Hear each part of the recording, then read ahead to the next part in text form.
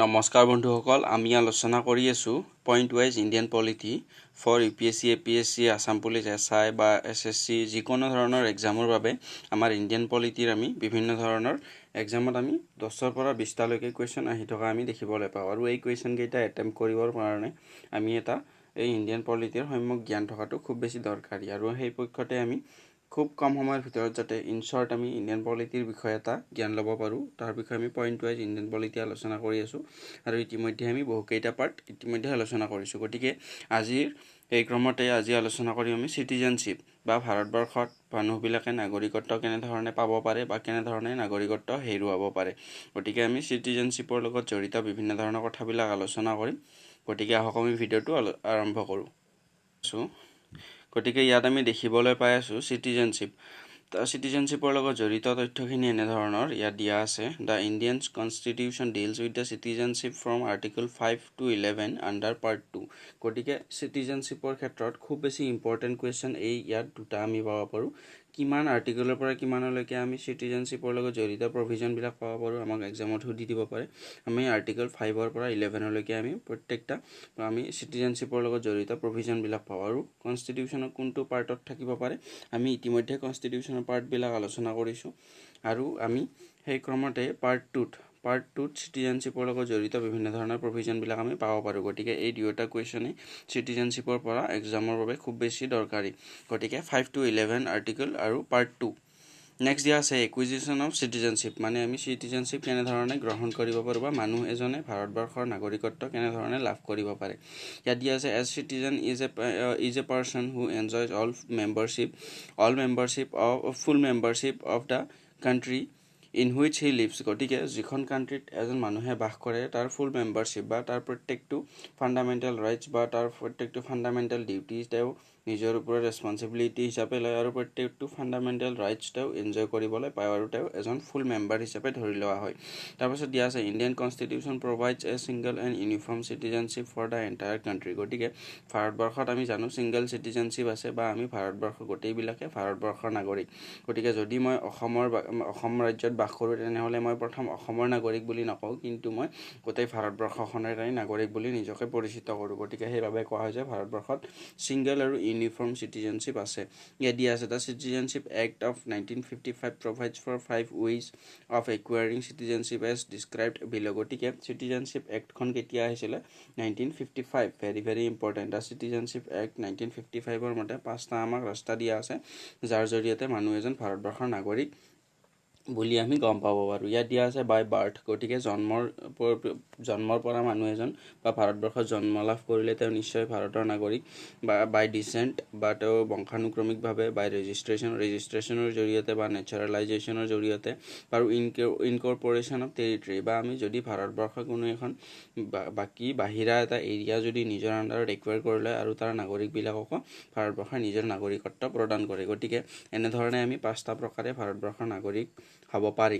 তাৰপাছত দিয়া আছে বাই বাৰ্থ। গতিকে ইয়াত চিম্পলভাৱে কিছু এক্সপ্লেইন কৰা আছে। গতিকে আমি গোটেইখিনি এবাৰ আমি চাই ল'ম। অলপ ইনফৰ্মেশ্যন ইয়াত দিয়া আছে। বাই বাৰ্থ হ'লে জন্মৰ পৰিপ্ৰেক্ষিতত ইয়াত দিয়া আছে every person born in India on or after 26 Jan 1950। গতিকে 1950 26 জানুৱাৰীৰ পিছত বা 26 জানুৱাৰীত জন্ম হোৱা shall be a citizen of India by birth. গতিকে জন্মৰ জৰিয়তে তেওঁ ভাৰতবৰ্ষৰ নাগৰিক। তাৰপাছত দিয়া আছে irrespective of the nationality of his parents. গতিকে তেওঁৰ পেৰেণ্টছ বা তেওঁৰ মাক দেউতাক য'ৰেই নাগৰিক নহওক তেওঁ ভাৰতবৰ্ষৰ নাগৰিক ইৰেছপেক্টিভ অফ বুলি দিয়া আছে। তাৰপিছত দিয়া আছে the children of foreign diplomats posted in India and enemy aliens cannot acquired Indian citizenship. গতিকে আমাৰ ভাৰতবৰ্ষত যিবিলাক বিদেশী ৰাষ্ট্ৰ বা বিদেশী দেশৰ যিবিলাক ডিপ্ল'মেটছ থাকে বা যিবিলাক তেওঁলোকৰ ফালৰ পৰা ভাৰতবৰ্ষত নিয়োজিত কৰা কিছু অফিচিয়েল কামৰ বাবে অফিচিয়েল বিষয়াবিলাক থাকে, তেওঁলোকৰ যিবিলাক ল'ৰা ছোৱালী আছে তেওঁলোকে ভাৰতবৰ্ষত জন্মগ্ৰহণ কৰিলেও কিন্তু ভাৰতবৰ্ষৰ নাগৰিক নহ'ব। আৰু ইয়াত দিয়া আছে ইনেমি এলিয়েন্স। আমি জানো এলিয়েন্স দুই প্ৰকাৰৰ বা এলিয়েন্স বুলি আমি কাক কওঁ? ফৰেইন নাগৰিকবিলাকক বা ভাৰতবৰ্ষৰ বাহিৰে বাকী দেশবিলাকৰ যিমানবিলাক মানুহ থাকে তাক আমি এলিয়েন বুলি কওঁ। এলিয়েন আকৌ আমি দুই প্ৰকাৰৰ পাব পাৰোঁ।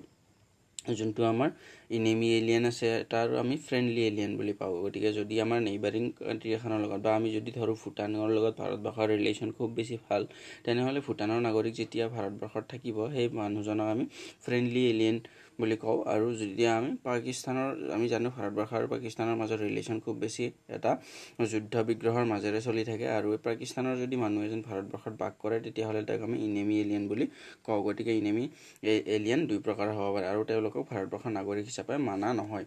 তাৰপাছত দিয়া আছে বাই ডিচেণ্ট। ইয়াত দিয়া আছে person born outside India on or after 26 January 1950। গতিকে 1950 বা 1950 পাছত ভাৰতবৰ্ষৰ বাহিৰত জন্ম হোৱা বৰ্ণ outside India but before 10th December 1992 are citizen of India by descent if their father was citizen of India at that time of the birth। গতিকে যদি ল'ৰা বা ছোৱালীজনৰ জন্মৰ সময়ছোৱাত ভাৰতবৰ্ষৰ নাগৰিক আছিলে তেওঁৰ দেউতাক বা 1992ৰ আগত, তেতিয়াহ'লে সেই মানুহজন ভাৰতবৰ্ষৰ বা সেই ল'ৰা বা ছোৱালীজন ভাৰতবৰ্ষৰ নাগৰিক হ'ব বাই ডিচেণ্ট বা বংশানুক্ৰমিকভাৱে। তাৰপিছত দিয়া আছে বাই ইনকৰ্পৰেশ্যন অফ ফৰেইন টেৰিটৰী। গতিকে ভাৰতবৰ্ষৰ আণ্ডাৰত বাকী যদি আমি বেলেগ এটা এৰিয়া ভাৰতবৰ্ষই একুৱেৰ কৰি লয় তেতিয়াহ'লে কেনেধৰণে নাগৰিক হ'ব পাৰি। ইয়াত দিয়া আছে if any new territory becomes a part of India the government of India specifies the people of that territory to be citizens of India. গতিকে আমি ধৰি লওঁ আমি ভাৰতবৰ্ষ এইখন আমি ভাৰতবৰ্ষ বুলি ধৰি ল'লোঁ আৰু ইয়াত সৰু এটা পাৰ্ট বেলেগ এটা অঞ্চল ইয়াত আছে বুলি আমি ধৰি ল'লোঁ। কিন্তু যদি ভাৰতবৰ্ষৰ বিভিন্ন ধৰণৰ ৱে ইউজ কৰি বা আমি মিলিটাৰী ৱেৰ দ্বাৰা হওক বা ডিপ্ল'মেটিক ৱেৰ দ্বাৰা হওক এই সৰু এৰিয়াটো ভাৰতবৰ্ষৰ আণ্ডাৰলৈকে লওঁ তেতিয়াহ'লে এই অঞ্চলটোত বাস কৰা নাগৰিকসকলক আমি ভাৰতবৰ্ষৰ নাগৰিকত্ব প্ৰদান কৰে। তাৰপাছত দিয়া আছে by registration the central government may on an application register as a citizen of India any person if you belongs to any of the following categories. গতিকে আমি ভাৰতবৰ্ষৰ নাগৰিকত্ব কিছু মানুহে ৰেজিষ্ট্ৰেশ্যনৰ দ্বাৰাও গ্ৰহণ কৰিব পাৰে আৰু ৰেজিষ্ট্ৰেশ্যনৰ প্ৰক্ৰিয়াবিলাক ইয়াত এনেধৰণে দিয়া আছে a person of Indian origin residing in India for 7 years। গতিকে ভাৰতবৰ্ষৰ অৰিজিনৰ মানুহ এজন যদি a person of Indian origin residing in India for 7 years। গতিকে 7 বছৰলৈকে যদি ভাৰতবৰ্ষত বাস কৰে। তাৰপাছত দিয়া আছে a person of Indian origin who is ordinarily resident in any country or place outside undivided India. গতিকে আনডিভাইডেড ইণ্ডিয়াখনৰ যেতিয়া ইয়াত দিয়া আছে a person of Indian origin. গতিকে ইণ্ডিয়ান অৰিজিনৰ এজন person who is ordinarily resident in any country or place outside undivided India. গতিকে আনডিভাইডেড ইণ্ডিয়াৰ আউটছাইডত যদি বাস কৰে তেওঁ নেচাৰেলাইজেশ্যনৰ জৰিয়তে বা যোনটো ৰেজিষ্ট্ৰেশ্যনৰ জৰিয়তে তেওঁ ভাৰতবৰ্ষৰ নাগৰিকত্ব ল'ব পাৰে। ইয়াত দিয়া আছে a person who is married to citizen of India and residing of India for 7 years। গতিকে যদি ল'ৰা এজনে ভাৰতবৰ্ষৰ ছোৱালী এজনৰ লগত বিবাহ পাশত আবদ্ধ হয় আৰু তেওঁ ভাৰতবৰ্ষত লাষ্ট 7 years যদি বসবাস কৰি থাকে তেতিয়াহ'লে তেওঁ ভাৰতবৰ্ষৰ নাগৰিকত্ব ল'ব পাৰে। গতিকে এনেধৰণৰ কিছু ইয়াৰ প্ৰভিজন দিয়া আছে। তাৰপাছত দিয়া আছে minor children of parents who R citizen of India. গতিকে ভাৰতবৰ্ষৰ নাগৰিকৰ বিভিন্ন ধৰণৰ ল'ৰা ছোৱালীবিলাক। তাৰপিছত দিয়া আছে a person of full age and capacity whose parents are registered as citizens of India. গতিকে ভাৰতবৰ্ষৰ নাগৰিক হিচাপে ৰেজিষ্টাৰ হৈ থকা পেৰেণ্টছৰ যিবিলাক ল'ৰা ছোৱালী থাকে তেওঁলোকেও ৰেজিষ্ট্ৰেশ্যনৰ জৰিয়তে ভাৰতবৰ্ষৰ নাগৰিকত্ব ল'ব পাৰে। তাৰপিছত দিয়া আছে বাই নেচাৰেলাইজেশ্যন। গতিকে প্ৰাকৃতিকৰণৰ প্ৰক্ৰিয়াৰ দ্বাৰা ভাৰতবৰ্ষৰ নাগৰিকত্ব গ্ৰহণ কৰিব পাৰে। ইয়াত দিয়া আছে it can be acquired by a foreigner who has resided in India for 12 years। গতিকে ভাৰতবৰ্ষত 12 বছৰ ধৰি বাস কৰি থকা মানুহ এজনে নেচাৰেলাইজেশ্যনৰ প্ৰক্ৰিয়াৰ দ্বাৰা ভাৰতবৰ্ষৰ নাগৰিকত্ব ল'ব পাৰে। তাৰপাছত আকৌ দিয়া আছে লজ অফ চিটিজেনশ্বিপ। গতিকে ভাৰতবৰ্ষৰ নাগৰিকত্ব হেৰুৱাব পাৰে কেনেকৈ। গতিকে আমি কি ধৰণে ভাৰতবৰ্ষৰ নাগৰিকত্ব পাব পাৰে তাৰে আমি 5টা ৱে এতিয়ালৈকে চালোঁ। সেই ৱে কেইটা কি আছিলে by birth by descent by incorporation of foreign territory by registration আৰু বাই নেচাৰেলাইজেশ্যন। গতিকে আমি এই ৱে কেইটা মনত ৰাখিব লাগিব যে কেইটা প্ৰকাৰে ভাৰতবৰ্ষৰ নাগৰিকত্ব গ্ৰহণ কৰিব পাৰে।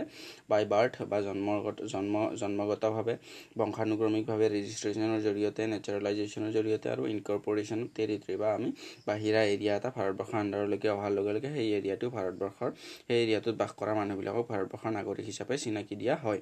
গতিকে এই 5টা প্ৰকাৰৰ জৰিয়তে ভাৰতবৰ্ষৰ নাগৰিক পাব পাৰি। কিন্তু ভাৰতবৰ্ষৰ নাগৰিকত্ব হেৰুওৱাৰ কি ৰাস্তা হ'ব পাৰে বা কেনেধৰণৰ কাম কাজ কৰিলে মানুহ এজনে ভাৰতবৰ্ষৰ নাগৰিকত্ব হেৰুৱাব পাৰে আমি সেই বিষয়ে ইয়াত আলোচনা কৰিম।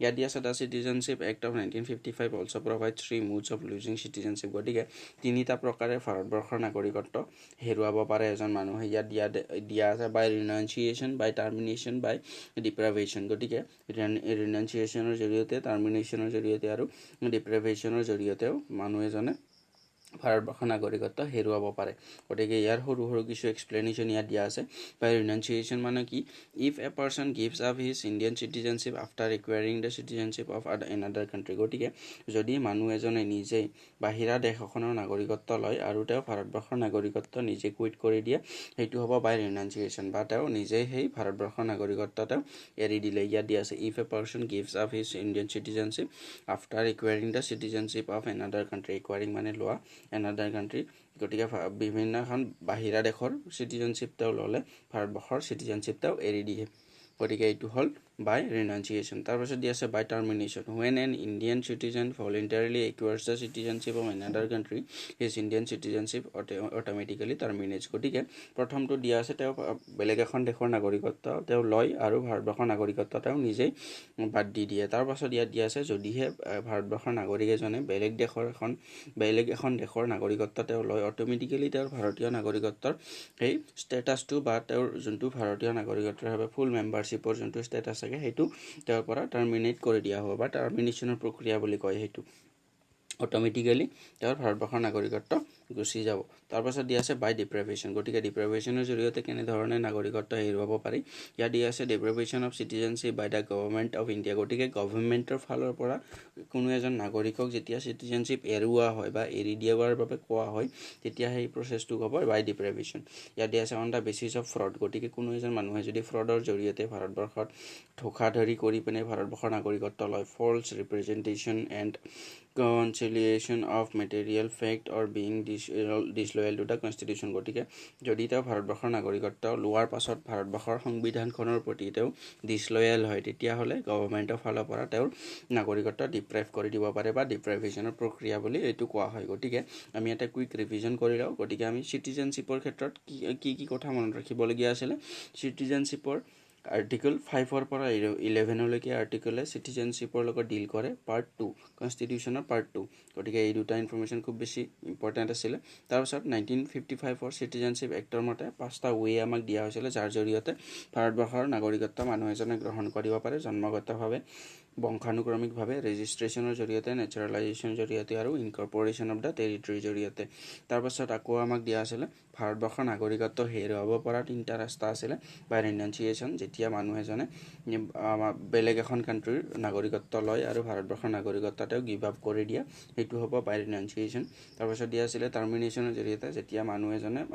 ভাৰতীয় নাগৰিক এজনে বাহিৰা দেশৰ নাগৰিকত্ব লয় তেতিয়া তেওঁৰ ভাৰতীয় নাগৰিকত্বৰ যোনটো ষ্টেটাছ সেইটো অট'মেটিকেলি তেওঁ টাৰ্মিনেট কৰি দিয়া হয় সেইটো আছিলে বাই টাৰ্মিনেশ্যন আৰু আছিলে বাই ডিপ্ৰাইভেশ্যন যোনটো গভৰ্ণমেণ্টৰ দ্বাৰা কৰি দিয়া হয় যদিহে মানুহ এজন ধৰা পৰে যে তেওঁ ফ্ৰড কৰি পিনে বা ভাৰতৰ কনষ্টিটিউশ্যনৰ প্ৰতি তেওঁ ডিছলয়েল হৈছে গতিকে এই কথাবিলাকৰ ক্ষেত্ৰত ডিপ্ৰাইভেশ্যনৰ প্ৰক্ৰিয়াটোৱে কাম কৰে গতিকে এইখিনি আছিলে আমাৰ চিটিজেনশ্বিপৰ কেনেকৈ চিটিজেনশ্বিপ ল'ব পাৰি আৰু কেনেকৈ চিটিজেনশ্বিপ হেৰুৱাব পাৰি সেই বিষয় তাৰপাছত আমি আকৌ এটা কথা দেখিবলৈ পাওঁ যে অভাৰচিজ চিটিজেনছ অফ ইণ্ডিয়া গতিকে ভাৰতবৰ্ষৰ বাহিৰত বাস কৰা মানুহবিলাকৰ ভাৰতীয় নাগৰিকত্বৰ ষ্টেটাছ পাব পাৰে নেকি সেই বিষয়ে কিছু কথা ইয়াত দিয়া আছে সেইখিনি কথা আমি ইয়াত চাই ল'ম ইয়াত দিয়া আছে overseas citizenship of India OCI Citizenship Act has been amended in 2003 by which people of Indian origin except in Pakistan and Bangladesh will become eligible to be registered as the overseas citizens of India গতিকে overseas citizen হিচাপে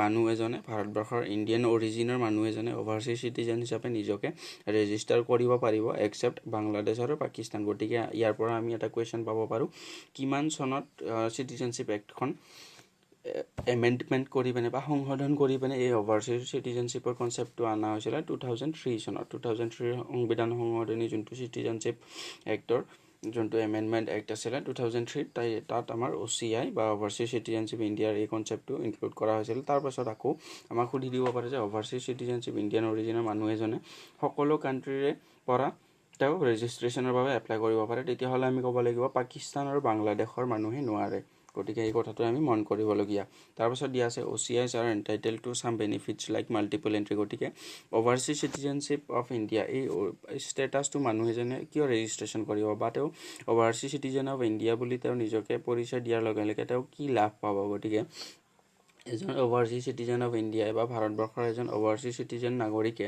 কেনেধৰণৰ benefit পায় আমি মনত ৰাখিব লাগিব multiple entry গতিকে তেওঁ ভাৰতবৰ্ষত বহুবাৰ অহা যোৱা কৰিব পাৰে মাল্টিপাৰ্পাছ লাইফ লং ভিজাছ গতিকে এটাও মাল্টিপাৰপাছ গতিকে বিভিন্ন ধৰণৰ কাৰণত ভাৰতবৰ্ষত লাইফ লং ভিজাছ আহিব পাৰে they can live and work in India on their country of naturalisation they are not entitled to hold constitutional post গতিকে তেওঁলোকে কোনো ধৰণৰ কনষ্টিটিউচনেল পোষ্ট লাইক প্ৰেচিডেণ্ট বা PM বা এনেকুৱা ধৰণৰ কোনো ধৰণৰ তেওঁলোকে পোষ্ট হোল্ড কৰিব নোৱাৰে অভাৰচিজ চিটিজেনবিলাকে and employment in the government is offices and they cannot vote গতিকে তেওঁলোকে কোনো ধৰণৰ ভাৰতবৰ্ষৰ ইলেকশ্যন ভোট কৰিব নোৱাৰিব আৰু তেওঁলোকে গভৰ্ণমেণ্টৰ কোনো ধৰণৰ এমপ্লয় বা গভৰ্ণমেণ্টৰ পোষ্টত তেওঁলোকে কাম কৰিব নোৱাৰিব তাৰপিছত দিয়া আছে all persons of Indian origin card holders গতিকে ইয়াত দিয়া আছে PIOৰ ফুল মিনিং হ'ল পাৰ্চনছ অফ ইণ্ডিয়ান অৰিজিন গতিকে ইণ্ডিয়ান অৰিজিনৰ সকলো মানুহবিলাকে card holders are deemed to be overseas citizens of India গতিকে PIO বা পাৰ্চনছ অফ ইণ্ডিয়ান